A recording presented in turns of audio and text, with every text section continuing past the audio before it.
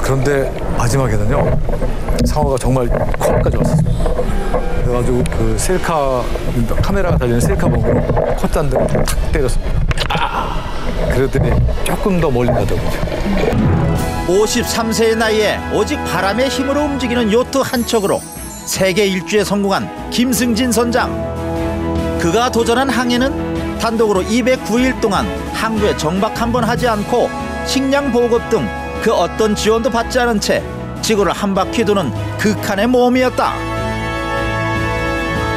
그 시간들을 통해 김승진 선장이 배운 것은 어려움에 부딪힐 때마다 그 역경을 극복하는 과정에서 생긴 에너지가 이전보다 더 나은 인생을 꽃피운다는 것이었다. 한국인으로는 처음으로 이뤄낸 김승진 선장의 요트 세계 일주 209일간의 기록. 대장정의 시간이 전하는 감동과 그 속에서 찾은 인생의 묘미를 만난다. 야, 이 요트로 세계 일주 한다는 건 단순히 즐기는 차원을 넘어서는, 이건 우리가 쉽게 얘기하면 모험이라고 얘기해요. 그렇죠. 엄청난 모험입니다. 대단한 일입니다. 네. 이번 항해는 단독, 그러니까 무기항, 무원조, 이렇게 세 가지 조건이 있었다고 하던데 네. 그게 어떤 것입니까? 이제 단독이라고 하면은요, 저 혼자만 배에 타야 됩니다. 혼자? 네, 애완동물도 안 된답니다. 이유가 있습니까? 정신적인 의지를 할 수 있는 누군가 있으면 안 되는 것이죠. 그 규칙이 정해져 있습니까? 네, 그런 룰이 있습니다. 어느 곳도 항해하는 도중에 어느 항구도 들리면 안 되고요. 어느 나라도 네. 들리면 안 되고, 또 항해하는 도중에 어떠한 지원도 받을 수가 없습니다. 그리고 항해 총 거리가 예. 지구의 적도 둘레인 4만 킬로미터 이상 항해를 해야 되고요. 적도를 2회 이상 통과를 해야 됩니다. 예. 왜냐하면 남반구에 있는 나라들은 네. 적도를 통과하지 않고도 지구를 한 바퀴 돌 수 있거든요. 예. 그러면 거리는 짧아도 돌 수는 있으니까 예. 그런 것을 이제 막기 위해서 적도를 반드시 통과해라. 예. 선장님의 이번 항해 같은 경우는 워낙 어려운 도전이어서 세계적으로 몇 분 안 계신다고 들었습니다. 네. 진짜 그런 건지요? 네. 세계적으로도 많지 않은데 정확한 숫자는 아직 저도 잘 모르겠습니다. 아시아에서는 4번째 국가인 것은 분명합니다. 네. 일본, 중국, 인도 다음으로 우리나라가 이제 하게 된 네. 거죠. 한국에서는 제가 처음으로 시도하게 됐습니다. 엄두가 나지 않은 그것을 어떻게 결심을 하시게 됐습니까? 그 도전을.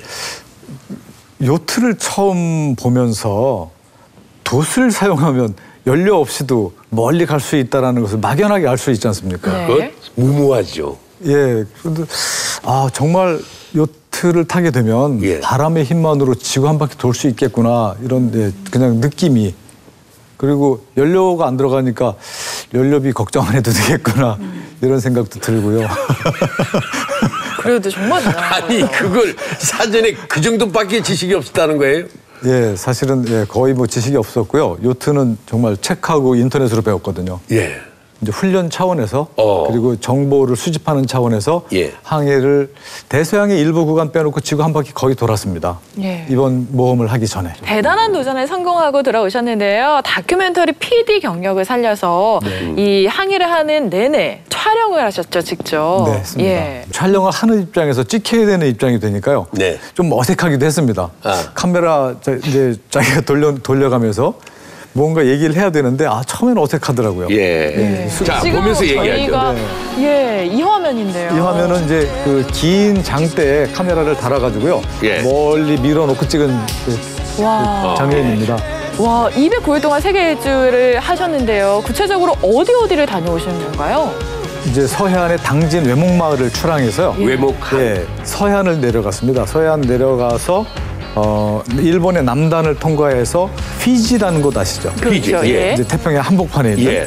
피지 옆을 지나서 뉴질랜드 동쪽을 지나서 어허. 남극키로 내려갔습니다. 남극을. 예, 그래서 남극 주변을 2개월 반을 돌았습니다.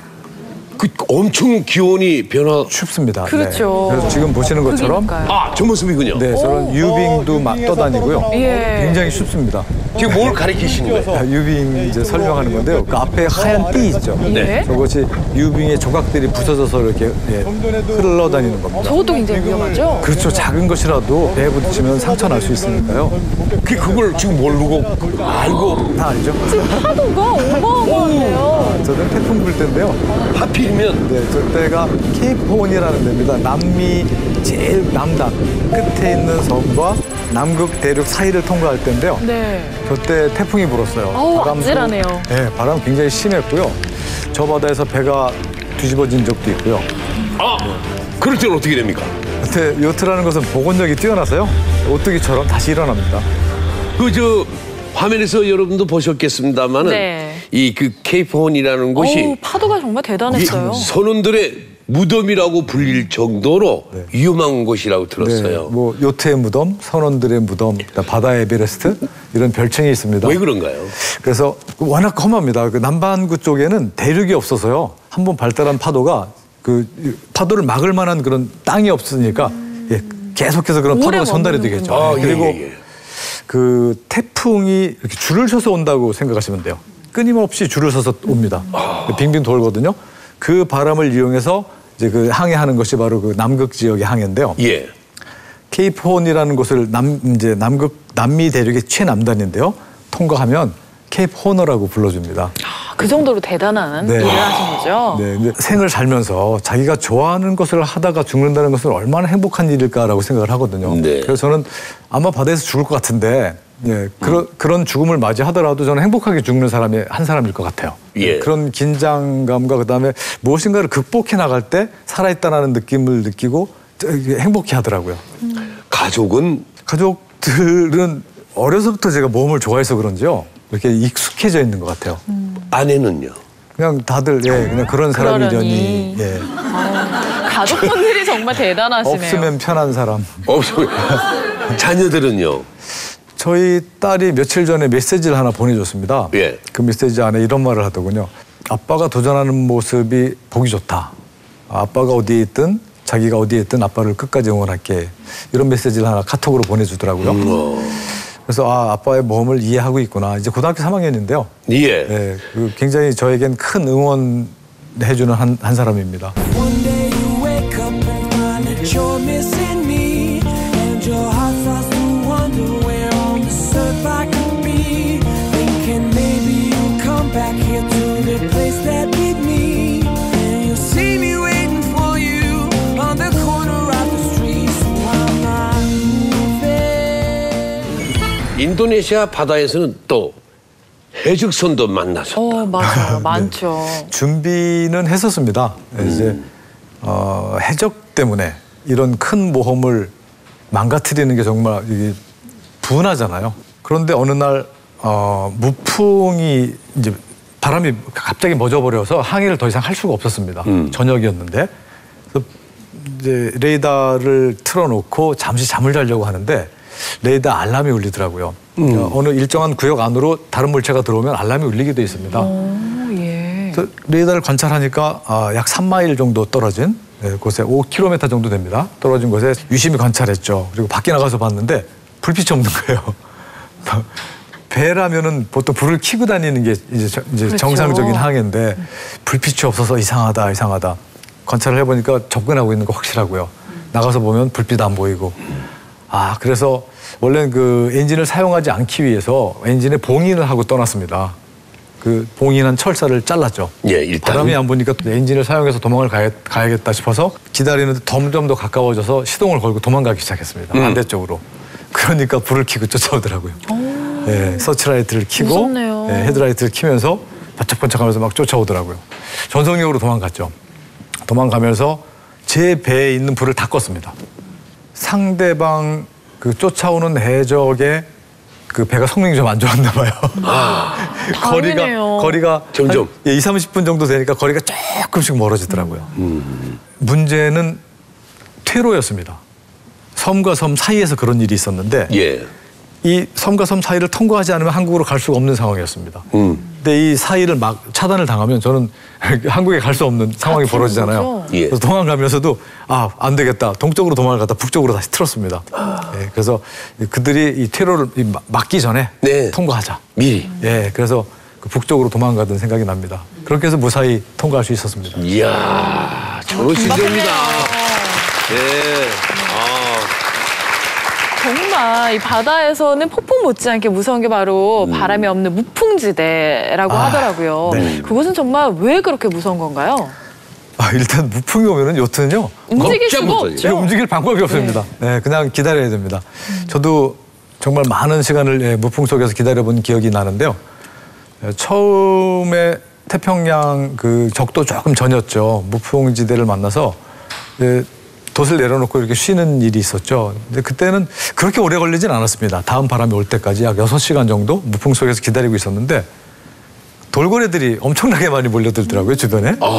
촬영하고 싶어서 가까이 안 오니까 그냥 카메라를 들고 제가 뛰어들어갔죠. 예. 그래서 수영을 하면서 돌고래를 촬영하기 시작했는데 거리가 가까워지면 조금씩 도망가더라고요.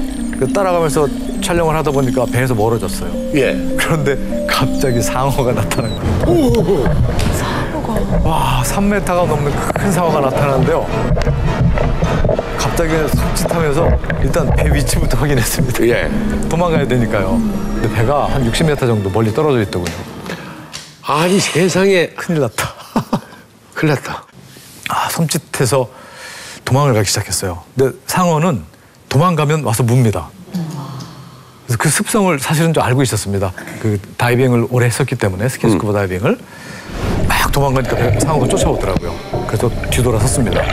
뒤돌아서서 공격 자세를 거꾸로 취하는 거죠. 상어에게 제 몸을 큰 대자로 벌립니다. 네가 함부로 공격할 상대가 아니다라는 것을 보여줘야죠. 크게 한 다음에 카메라가 달리는 셀카봉 있잖아요. 예. 그걸로 위협하는 척하는 거죠.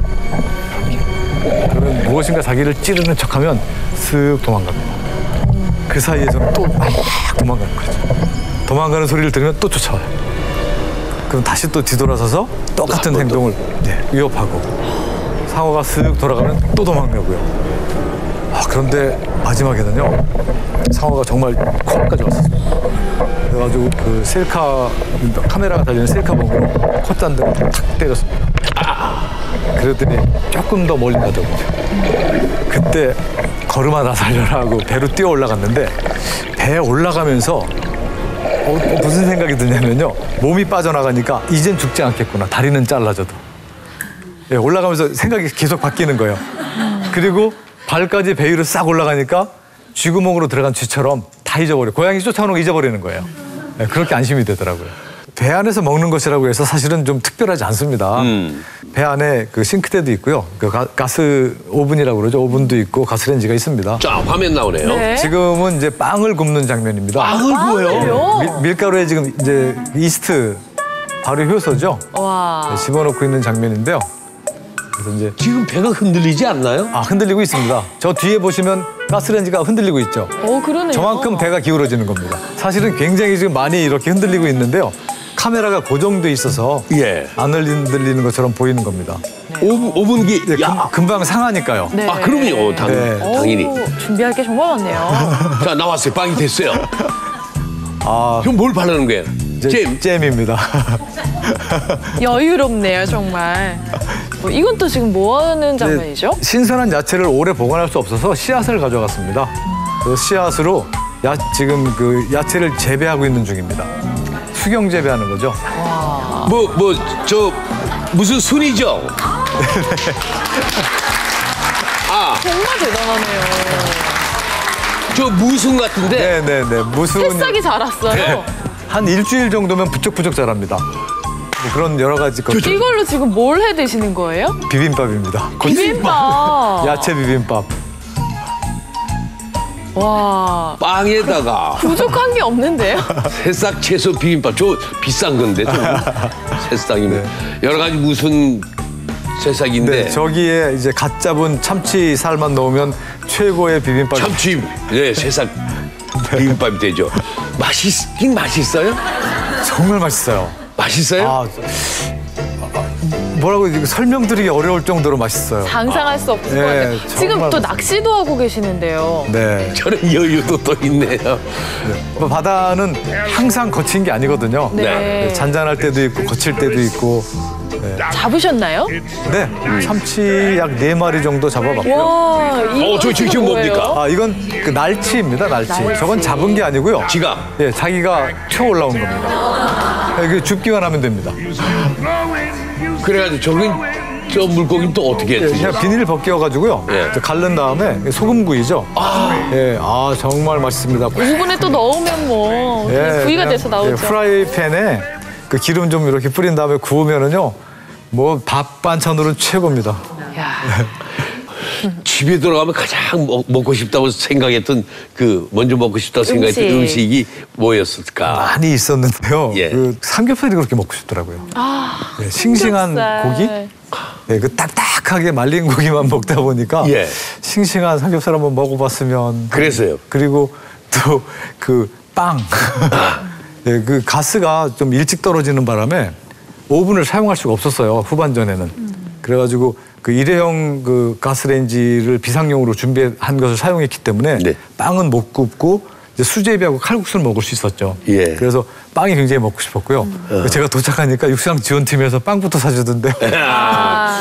지난해 10월 19일에 외목항을 출발하셨는데 그때 선장님의 연세가 53. 아, 그랬나요? 예, 결코 적은 나이가 아니신데 네. 간행을 하기가 굉장히 고민도 되셨고 또 두려움도 있으셨을 것 같거든요. 저는 거꾸로 많은 나이가 아니다라고 생각을 합니다. 맞습니다. 네, 그리고 굉장히 젊은 나이고요. 제가 나이 들었다는 것을 아직 느껴보지 못했습니다. 저는 항상 젊고 그리고 할 일이 무궁무진하게 많다라는 생각을 항상 하고 있고요. 예. 어려서는 오히려 아는 것이 없으니까 꿈이 없었어요. 그런데 점점 나이가 들면서 이제 40대, 50대가 되니까 아는 게 더 많아지잖아요. 그러니까 제가 할 수 있는 일도 훨씬 많아지는 거예요. I count the ways I let you down. On my fingers and toes, but I'm running out. Clever words can't help me now. I grip you tight, but you're slipping out. 지금 나오는데 배 위에서도 체력 관리를 꾸준하게 하시네요. 배 항해를 하다 보면은요, 사실은 운동 부족에 빠지기 쉽습니다. 예. 네, 걸을 수 있는 공간도 별로 없고요.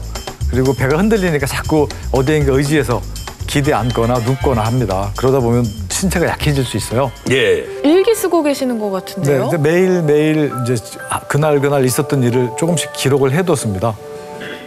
저럴 땐 배 안 같지가 않아요. 예. 그렇죠. 네. 아늑하고 공간이 굉장히 넓으네요. 야, 지금 저 모습 좀 소개해 여기는 주십시오. 정말 그림이네요. 하모니카 소리. 석양이 탁 지는데 하모니카 소리 정말 되게 아름답네요. 서툴긴 하지만 혼자 즐기기엔 충분하고요. 그리고 항해를 할 때는 저녁 식사를 좀 빨리 합니다. 네. 왜냐면 이제 어두워지면 불도 켜야 되고 전기를 아껴야 되거든요. 예.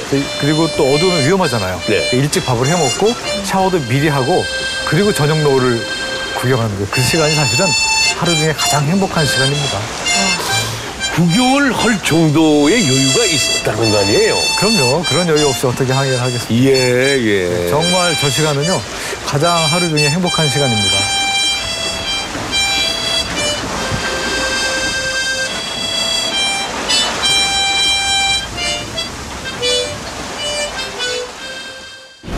혹시 눈물이 안 나던가요?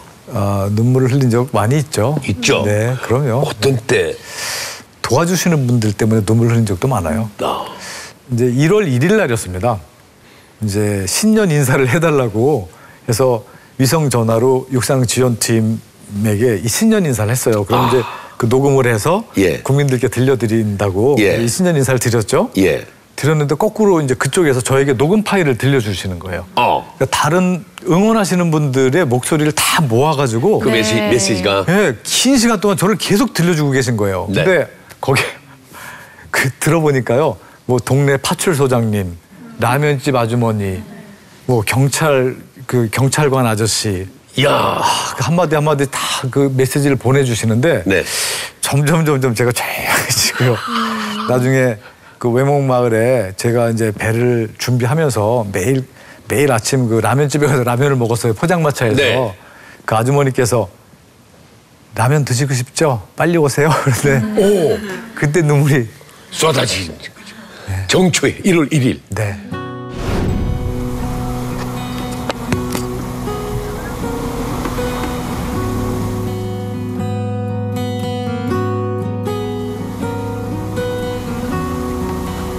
기분 좋으네.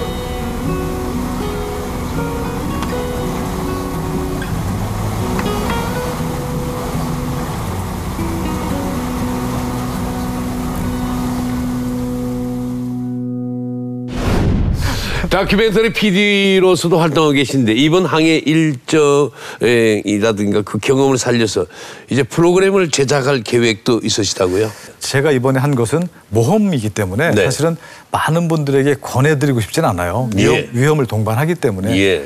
하지만 그 기항 세계 일주라고 하죠. 예. 그 세계의 미항을 들려가면서 이렇게 하는 여유로운 여행, 이것은 정말 최고의 여행이라고 생각합니다. 네. 그 같이 이렇게 다녀도 됩니까? 아, 그럼요. 그래서 사실은 그 요트 한 두세 척으로 네. 많은 분들을 같이 동승시켜서 그런 세계 일주를 경험시켜드리고 싶어요. 그리고 그런 아마추어 분들, 평범한 분들의 눈으로 본 그 요트 세계 일주를 다큐멘터리를 만들어 보고 싶습니다.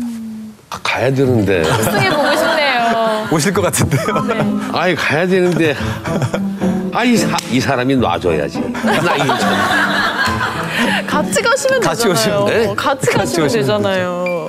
아유, 왜 자꾸 혼자 하시려고 하시는지 모르겠어요. 여보세요. 네? 몇 년을 같이 살아봤는데 거기를 또 같이 가요. 아, 가시면 더 좋아질 수도 있어요.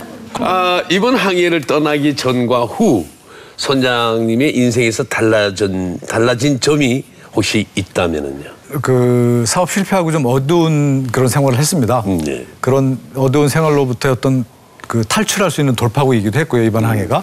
그리고 제 인생 후반전에 문을 여는 그런 그 큰 행사였습니다. 예. 그래서 이제 문이 열렸으니까 예, 세상이 제 앞에 펼쳐졌잖아요. 네. 이런 펼쳐진 세상에 좀 더 그 왕성하게 활동을 하는 그런 계기가 마련되지 않았나. 선생님께 도전은 어떤 의미일까요? 저의 삶의 일부분입니다. 삶의 예, 일부. 특별한 것은 아니라고 생각합니다. 물론 모든 분들이 다 그렇게 생각하실 것 같아요. 도전이라는 것은 어떤 특별한 것이 아니고 그냥 우리가 살아나가는 하나의 한 단계가 아닌가. 태풍이 불어도 혹은 바람이 안 불어도 어쨌든 그 상황을 다 해결하고 앞으로 나가야 됩니다. 근데 우리 인생 사실 마찬가지잖아요. 네. 네, 모든 어려움을 다 극복하고 나가야 삶을 살 수 있듯이 사람이 사는 모습과 요트 세계 일주는 아주 비슷하다라는 생각을 많이 했습니다. 네. 앞으로 또 국제대회를 준비하고 있다고 들었습니다. 전 세계를 대략 2바퀴 정도 돌았습니다. 이제 중간으로 한 바퀴, 아래쪽으로 한 바퀴 돌아서 이제 바다에 대한 이해가 어느 정도 됐다고 생각합니다. 이제는 세계 무대에 나가서 세계 탑 클래스의 요트들과 한번 경쟁을 해보고 싶습니다. 그래서 대한민국 요트 여기까지 왔다라는 것도 좀 보여주고 싶고요. 몇 년이 걸릴지 모르겠지만 계속해서 도전할 생각입니다. 예. 홀로 바다 위에서 209일을 견디고 세계 일주에 성공한 김승진 선장. 두려움에 맞서면서 인생의 진정한 의미를 찾아가는 모습이 참 많은 분들에게 감동을 안겨주고 또 희망을 안겨주지 않았나 저는 그렇게 생각하고요. 네. 앞으로도 끊임없는 도전이라고 말씀하셨는데 큰 박수를 보내드리고 싶습니다. 정말 인생의 묘미는 역경에 있다고 해도 과언이 아닌 것 같습니다. 이런 위기의 순간들을 잘 극복하고 한 발 한 발 나아갔을 때 그 성취감 그리고 뭐 짜릿함 정말 커지는 것 같은데요. 여러분들도 마음속에 도전 그냥 꿈만 키우지 마시고 정말 한번 해보시면 좋을 것 같다 이런 생각이 듭니다. 좋은 시간이었습니다. 네, 감사합니다. 잘 들었습니다. 네. 즐거웠습니다. 고맙습니다. 즐거웠습니다.